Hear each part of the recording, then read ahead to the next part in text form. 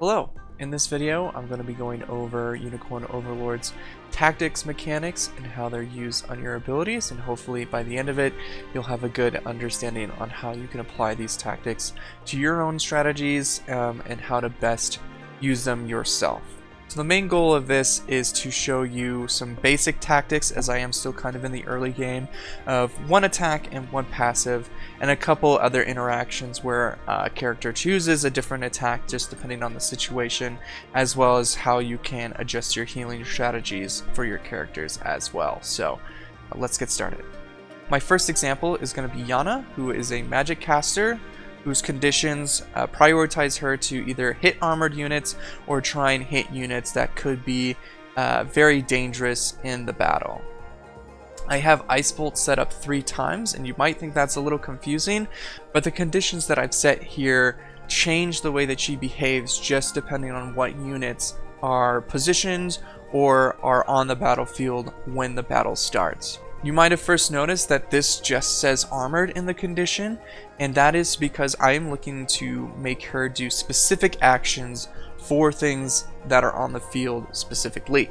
When you use prioritized armored, what that makes it do is check for armored, and if it doesn't have any armored units, then it will just move to default attacking, which is something that I do not want.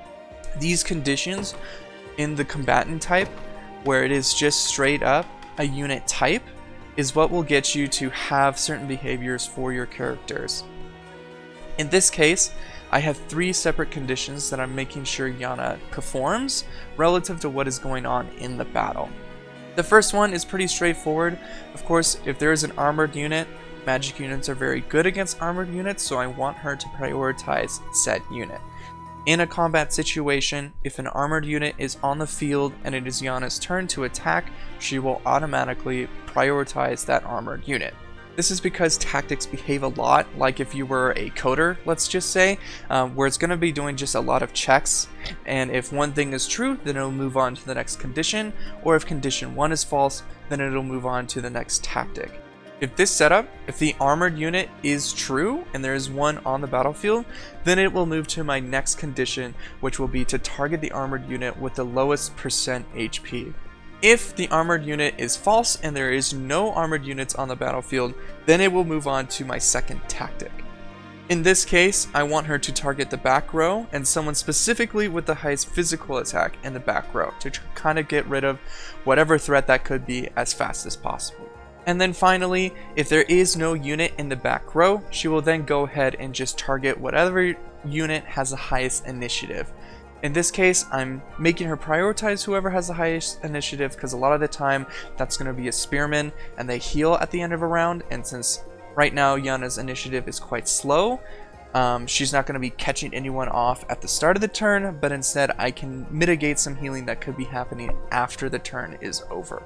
One extra note for highest initiative is that it will just be targeting the unit with the highest flat initiative, not whoever is next to go in a turn. So if Yana is going, let's say, second to last, and the enemy is going last, she won't be targeting the enemy that still hasn't gone.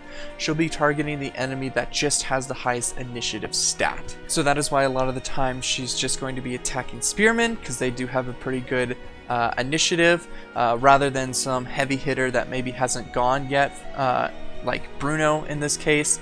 That's why in this example you'll see her go after the spearman and not the character that still hasn't gone yet after her, is because the spearman has the highest initiative.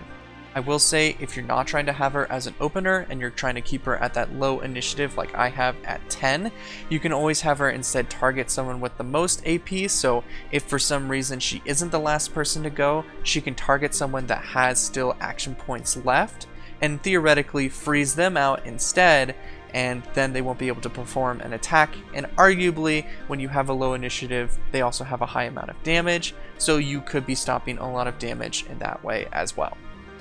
The next set of conditions I'm going to be going over is when you've got a spear wielder. I realize I've been calling them spearmen, but they are called soldiers. In this case, I've got Chloe here, and she's also got a list of conditions here on how I want her to behave when she interacts with cavalry. In this case, The first one is pretty straightforward. If there's cavalry, she needs to target it, and I want her to prioritize a cavalry unit that has a full column. So in this first example, you'll see that there are 2 cavalry in the front unit, but she will be smart enough to aim for the cavalry that also has a unit behind them to maximize damage. Now in the second example, you'll see that she actually, instead of going for that lone cavalry unit, goes for the unit in the middle. How this works is because that first condition, if you'll notice, the second condition means it must have a full column behind them. So in this case, she sees that there is cavalry, but condition 2 is not fulfilled because that cavalry is not in a full column. So she'll move to her next tactic, which will be targeting a full column instead. I'm doing this because I'm trying to maximize my damage. Now, of course, this is all preference, but again, this is a good example on how you can make a certain character behave exactly how you want to maximize possible damage that you can gain in any situation. And then finally, in this last example, you'll see that there is no full column for her to target, but there is a cavalry unit, so she will go back and now target that cavalry unit instead. Another quick example would be using a Griffin Knight here, with the, again, priority to target cavalry, but how exactly it's going to be targeting the cavalry that it sees. In this example, you'll see that there is 1 cavalry unit in the back that is solo, with another set of units in the front with 1 cavalry in the front. Now, to make sure that your units are attacking that first cavalry and maximizing damage, you want to set that other condition to hit the row with the most combatants. So again, they're looking for cavalry first, and if they spot that there is cavalry, it will target that. So in this situation, the first Griffin Knight will target the front row, and then once the front row has been hit and that first cavalry unit is dead, that second Griffin Knight will no longer see that cavalry in the front row, and instead of continuing to hit the front row, it will go ahead and just hit the cavalry in the back. So in this situation, maybe the damage isn't fully maximized and you just want to go with that tactic of hitting the row with the most combatants, but in this way, when you are trying to just target cavalry, you can still make sure that you're maximizing the damage and the unit is going for where it sees that highest damage potential. Another way that you can use tactics is with your debuffers, in this case a shaman, and in these couple examples you'll see how I'm trying to use this shaman to the best of their abilities to make sure that I'm, one, maximizing the amount of passive points that I'm taking away, as well as trying to nullify possible opening damage that a certain group would be going for. So in this case, I've set up 2 tactics, both using passive curse with what my shaman should be looking for. So her priority 1 is looking for rows that have 2 or more combatants and the row that has the highest initiative. So in a case where you're in a fight where it's 2 rows of equal amounts of units, what this shaman will be doing is looking for that unit with the highest initiative. In this case, the Radiant Knight has the highest initiative, so the shaman is going to be targeting the back line and trying to get rid of those passive points as well as reducing their initiative, so my units have a better chance of going first. In situations where there's only 1 unit in the front and 1 unit in the back, she'll instead move to the next tactic, which will again just be targeting that highest initiative. I did add a second condition to where if there is an initiative tie on the enemy, that they will instead prioritize hitting the one with the most passive points. There is, of course, an argument to add an additional tactic. Maybe this is the first one that you want to go for instead, where she is just looking for the highest PP unit and going for that. But of course, these tactics are more of examples on how flexible you can make your units in combat. There will be situations where you find items that will give your unit an opportunity to buff one of your teammates before it makes an attack. In this case, I have Jocelyn here, the soldier, equipped with the dancer's bracelet as well as a lapis pendant, so she has 2 passive points, so she can do a little bit more in fights as of right now. However, in these combat situations, in this first example, you'll see that she uses the powerful call buff twice and no longer has enough passive points to heal whatever unit is damaged at the end of combat. This isn't necessarily what I want. I do want her to buff, but I also still like the first aid as I'm going through these stages. So there are a couple conditions that I've set up passively here for this buff to go off. It's very straightforward, but I just wanted to mention it, that you can adjust how moves are used relative to the amount of passive points that a unit has. So in this case, she will use Powerful Call on a unit when she does have those first 2 passive points, but once she's used it once and the system does a check to see how many passive points she has when the second unit attacks, she will instead hold back and use that final passive point to heal her teammate instead. Additionally, you can also affect what moves are used just relative to how many enemies are on the battlefield that you're going against. So in this case, I've got Travis here, who's an evasion tank.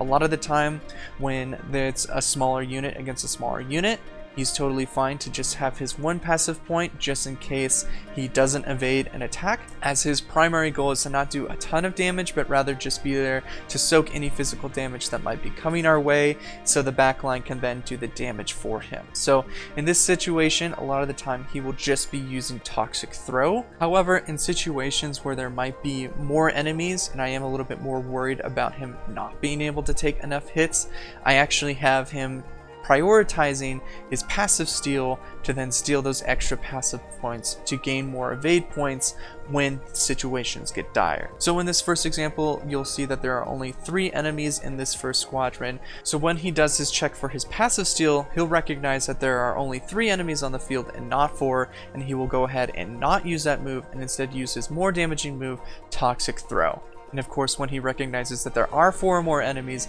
he will go ahead and use that passive steal on the person specifically with the most PP that he can hit to get the most amount of evades possible. The final example I'm going to go over is on a healer. Clerics are very strong when it comes to the amount of times that they can heal in a single round of combat, but sometimes it can feel like those heals are pretty useless and could have been used better in a different situation. So I've set just a couple parameters for my healer to look for that will help quick heal be a little bit more effective, rather than just when a unit takes damage you should be healing them. In this case, quick heal is not a big heal, but it is big enough to where I want my cleric to wait a little bit when a unit is damaged rather than immediately when a unit is damaged, to utilize the heal as best as possible.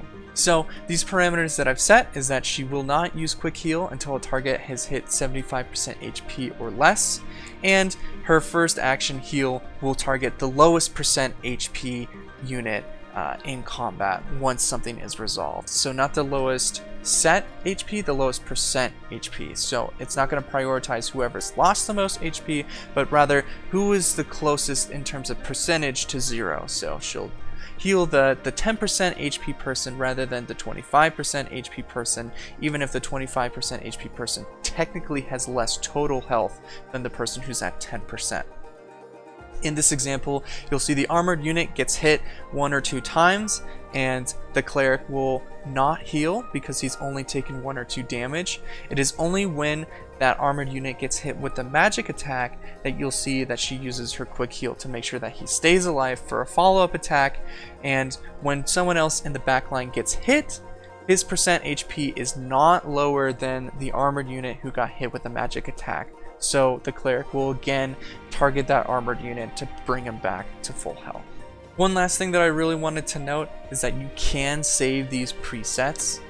If you just hit the top face button on whatever controller that you're using, it will bring up a menu where you can pretty much just save 5 loadouts. If you just hit the confirm button, whatever that is, A, X, A, whatever it is, you can go ahead and just save the template, or in this case, if you just hit A, you can also load the template that you've selected. And you can do this up to 5 times, so you can mix and match and assign however you would like. I didn't go over every single way that you can use tactics, but I wanted to give you an overall understanding on how you can apply the tactics that you're given, as well as hopefully give you some room to do some experimenting yourself. So if there's anything that you think that I've missed that is very important, go ahead and leave it in the comments, or share the builds that you have that you're using on your units that you think would be fun for other people to try out. If you did happen to stumble across this video, thank you very much for watching, especially if you've made it this far.